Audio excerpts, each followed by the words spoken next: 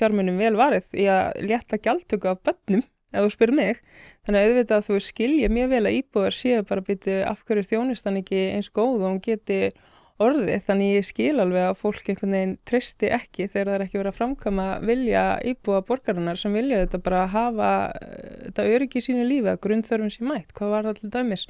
Húsnæði. Heldur það bara að fólk sé á þeim buxunum að bara, heyrðu, ég vil að taka meiri pening af mér til þess að búa til meiri þjónustu handa mér? Hvenær voru að tala að taka meira pening af almennum íbúum? Þú vilt auka skatta, gerir ég ráð fyrir. Á ríkasta fólkið. Já, ekki bara á almenna íbúa Reykvíkinga. En það fer úr Reykjavík og fer í Garðabæ eða Seltjarnarnes eða annað.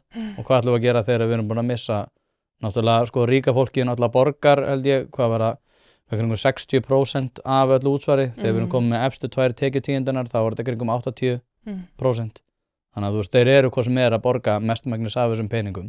Þannig að ef við förum að segja, heyrðu, þið ætlaði að fara að borga meira, þannig að hrekjum við það úr sveitafélaginu og þeir fara það sem þeir þurfi ekki að borga mikið í útsvar.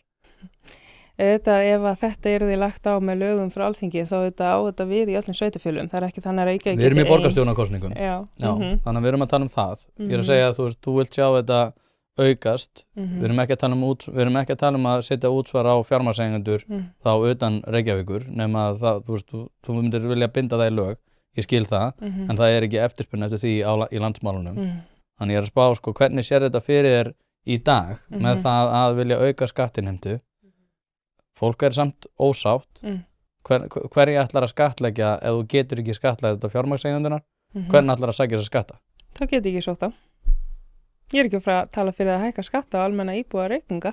Okay. En það er alveg eðlilegt að tala þessi mál þegar að vera að spyrja bara býttu það fullt af þjónustu sem Reykjavík er ekki að sinna. Íbúar eru skiljanlega ósáttir.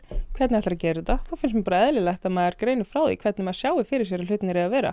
Og ég er ekki að fara að láta eitthvað stoppa mig að tala hluti sem ég er bara fullkomlega að tala Ég er að